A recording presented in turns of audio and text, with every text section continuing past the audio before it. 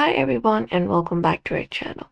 In this video, we are providing you today with a step-by-step tutorial to use a Kohl's gift card for an online purchase. So let's just dive right into the video and see how we can do it. So we can start by going to the official website and you can browse and add what you want to your shopping cart. So here you can look out for the specific item that you would like to add to your shopping cart first and start your shopping. For example, this towel. You can select the color, the size here, and click on the option called purchase.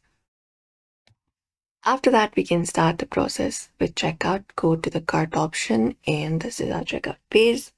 And here we just need to look out for a section where we can enter up a gift card info, something like this, add Kohl's cash or coupons.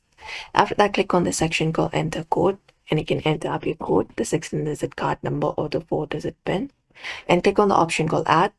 After that, go ahead and confirm it up. You may need to scratch off the coating to see. And you can proceed to checkout. And if your gift card does not cover the full order, you can pay the remaining balance with a credit or debit card as well. And after that, you can review everything and you can click on place order and confirm it up. You can also check your gift card balance via Kohl's gift card balance before using it.